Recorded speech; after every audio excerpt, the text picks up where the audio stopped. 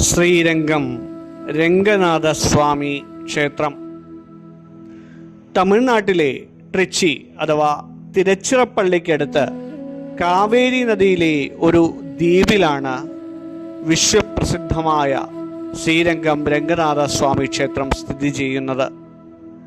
ഇന്ത്യയിലെ ഏറ്റവും വലിയ ക്ഷേത്ര സമുച്ചയങ്ങളിൽ ഒന്നായ ഇത് ഭൂലോക വൈകുണ്ഠം എന്നും അറിയപ്പെടുന്നു. ശ്രീരംഗം ക്ഷേത്രത്തിൻ്റെ ചരിത്രം നൂറ്റാണ്ടുകൾ പഴക്കമുള്ളതാണ്. ഇതിൻ്റെ നിർമ്മാണത്തിൽ വിവിധ രാജവംശങ്ങൾ പങ്കുവഹിച്ചിട്ടുണ്ട്. പുരാണങ്ങൾ അനുസരിച്ച് ചോള രാജാവായിരുന്ന ധർമ്മവർമ്മയാണ് ആദ്യമായി ഇവിടെ ക്ഷേത്രം പണിതത്. പിൽക്കാലത്ത് ചോളർ, പാണ്ഡ്യർ, ഹൊയ്സാലർ, വിജയനഗര രാജാക്കന്മാർ എന്നിവർ ക്ഷേത്രം വിപുലീകരിക്കുകയും ഇന്നത്തെ കാണുന്ന രൂപത്തിലാക്കുകയും ചെയ്തു. ഏഷ്യയിലെ തന്നെ ഏറ്റവും വലിയ ഗോപുരങ്ങളിൽ ഒന്നായ ഇവിടുത്തെ പ്രധാന ഗോപുരം അഥവാ രാജഗോപുരം 1987 അഹോബില മഠത്തിൻ്റെ നേതൃത്വത്തിലാണ് പൂർത്തിയാക്കിയത് എന്ന് പറയപ്പെടുന്നു. ശ്രീരംഗം ക്ഷേത്രത്തിൻ്റെ ഐതിഹ്യം ഭഗവാൻ വിഷ്ണുവിൻ്റെ വിഗ്രഹം ഭൂമിയിൽ എത്തിയതുമായി ബന്ധപ്പെട്ടുള്ളതാണെന്ന് പറയുന്നു. ഒരിക്കൽ ബ്രഹ്മാവ് തൻ്റെ തപസ്സിലൂടെ പാലാഴിയിൽ നിന്നും നേടിയെടുത്തതാണ് ശ്രീരംഗനാഥൻ്റെ വിഗ്രഹം. സൂര്യവംശത്തിലുള്ള രാജാക്കന്മാർ തലമുറകളായി ഈ വിഗ്രഹം പൂജിച്ചു പോന്നു. അങ്ങനെയാണ് ഇത് ശ്രീരാമൻ്റെ കൈകളിൽ എത്തുന്നത്. രാവണവധത്തിന് ശേഷം അയോധ്യയിൽ നടന്ന ശ്രീരാമൻ്റെ പട്ടാഭിഷേകത്തിന് വിഭീഷണനും എത്തിയിരുന്നു. മടങ്ങിപ്പോകുമ്പോൾ സ്നേഹോപഹാരമായി ശ്രീരാമൻ താൻ പൂജിച്ചിരുന്ന ഈ ദിവ്യ വിഗ്രഹം വിഭീഷണന് സമ്മാനിച്ചതായി പറയുന്നു. എന്നാൽ ഒരു നിബന്ധന ഉണ്ടായിരുന്നു. ലങ്കയിൽ എത്തുന്നതിന് മുമ്പ് ഈ വിഗ്രഹം എവിടെയെങ്കിലും താഴെ വച്ചാൽ പിന്നെ അത് അവിടെ ഉറച്ചു പോകുമെന്ന്. ലങ്കയിലേക്കുള്ള യാത്രക്കിടെ വിഭീഷണൻ കാവേരി നദിയിലെ ഒരു ദ്വീപിലെത്തി, അതായത് ഇന്നത്തെ ശ്രീരംഗത്ത്. സന്ധ്യാവന്ദനം ചെയ്യാനായി വിഗ്രഹം താഴെ വയ്ക്കാൻ അദ്ദേഹം ഒരു ബാലന്റെ സഹായം തേടി. അതായത് താഴെ വയ്ക്കുന്നതിന് പകരം അദ്ദേഹം ഈ വിഗ്രഹം ബാലനെ ഏൽപ്പിച്ചു. ബാലൻ ശരിക്കും വിനായകനായിരുന്നു എന്നാണ് വിശ്വാസം. എന്നാൽ വിഭീഷണൻ വരാൻ വൈകിയപ്പോൾ ബാലൻ എന്തു ചെയ്തുവെന്നോ ഈ വിഗ്രഹം നിലത്തു വെച്ചു. മടങ്ങിയെത്തിയ വിഭീഷണൻ വിഗ്രഹം ഉയർത്താൻ പരമാവധി ശ്രമിച്ചെങ്കിലും നടന്നില്ല. ഭഗവാൻ വിഭീഷണന് മുന്നിൽ പ്രത്യക്ഷപ്പെട്ടുകൊണ്ട് പറഞ്ഞു, എനിക്ക് ഈ കാവേരി തീരം ഇഷ്ടപ്പെട്ടു, ഞാൻ ഇവിടെ തന്നെ വസിക്കുവാൻ ആഗ്രഹിക്കുന്നു. വിഭീഷണന് ഇത് കേട്ടപ്പോൾ ദുഃഖമായി.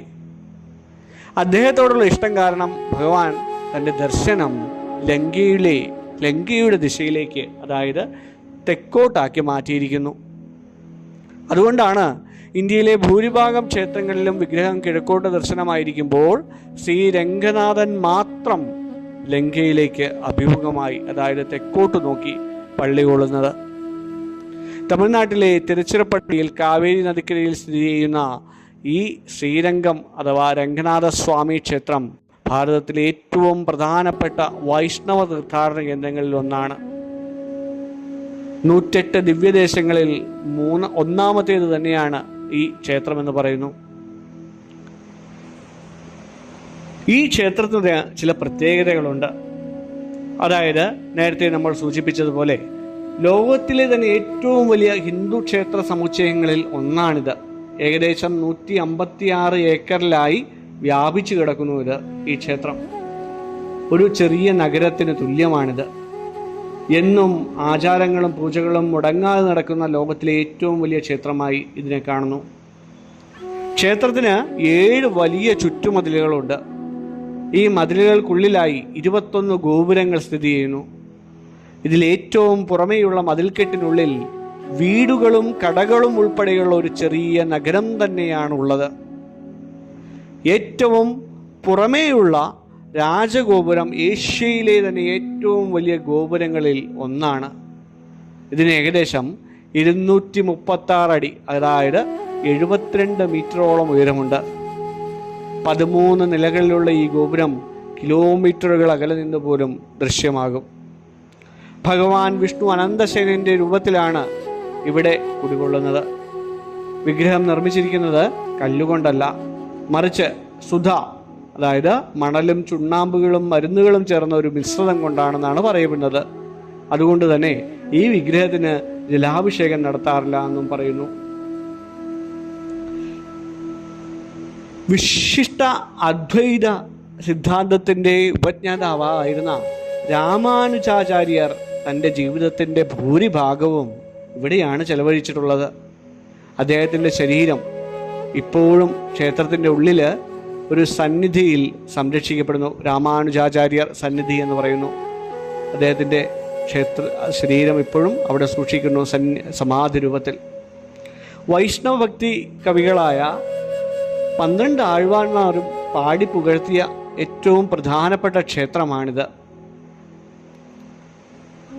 കൃത്യം 953 തൂണുകളുള്ള മനോഹരമായ ഒരു മണ്ഡപം ഇവിടെയുണ്ട്. ഇതിനെ 1000 കാൽ മണ്ഡപം എന്നും പറയുന്നു. ശില്പകലയുടെ അത്ഭുതമാണിത്. ചില പ്രത്യേക അവസരങ്ങളിൽ മാത്രമാണ് ഭക്തർക്ക് അങ്ങോട്ടേക്ക് പ്രവേശനമുണ്ടാവുക. ക്ഷേത്രത്തിൻ്റെ സംരക്ഷണത്തിനും പൈതൃകത്തിനുമായി യുനെസ്കോയുടെ ഒരു പുരസ്കാരവും ഇവിടെ ലഭിച്ചിട്ടുണ്ട്. സാധാരണ ദർശനം രാവിലെ 6 മുതൽ 1 മണി വരെയും 3 മുതൽ 9 വരെയും ആണെങ്കിലും ക്ഷേത്രത്തിൽ ഇടയ്ക്കിടയ്ക്ക് നട അടയ്ക്കാറുണ്ട്. ക്ഷേത്ര സമയം വ്യത്യാസപ്പെടുന്നതിനനുസരിച്ച് ഈ പൂജകൾക്കായിട്ടും മറ്റും ഇടയ്ക്കിടയ്ക്ക് 1 മണിക്കൂർ 1.5 മണിക്കൂർ ഇടയ്ക്ക് ഗ്യാപ്പുകളിൽ നട അടയ്ക്കുന്നതോട് കൊണ്ട് തന്നെ ഈ ക്ഷേത്രത്തിൽ വളരെ വലിയ തിരക്കാണ് എപ്പോഴും അനുഭവപ്പെടാറുള്ളത്. വിശ്വരൂപ ദർശനമൊക്കെ രാവിലെ 6 മുതൽ 7 മണി സമയത്താണ് നമുക്ക് ദർശിക്കുവാൻ സാധിക്കുന്നത്. വസ്ത്രധാരണം പ്രധാന ക്ഷേത്രമായതുകൊണ്ട് തന്നെ എല്ലാവരും മാന്യമായിട്ടുള്ള വസ്ത്രങ്ങൾ ധരിക്കുവാൻ വേണ്ടിയിട്ട് ശ്രദ്ധിക്കുക. മറ്റ് ബർമുഡ അതുപോലുള്ള ക്ഷേത്രത്തിന് ഉചിതമല്ലാത്ത ഡ്രസ്സുകൾ ധരിക്കരുത് ദയവ് ചെയ്ത്. സ്ത്രീകളും അതുപോലെ തന്നെ സാരി, സെറ്റുമുണ്ട്, അതുപോലുള്ള ചുരിദാറ, ദുപ്പട്ടയോട് കൂടിയിട്ടുള്ള ചുരിദാറുകളൊക്കെ ധരിക്കുവാൻ വേണ്ടിയിട്ട് ഇവരും ശ്രദ്ധിക്കുക. കേരളത്തിൽ നിന്നാണ് വരുന്നതെങ്കിൽ തിരുച്ചിറപ്പള്ളി റെയിൽവേ സ്റ്റേഷനിലായിരിക്കും ശ്രീരംഗത്തേക്ക് എത്തുവാനുള്ള ഏറ്റവും അടുത്ത റെയിൽവേ സ്റ്റേഷൻ.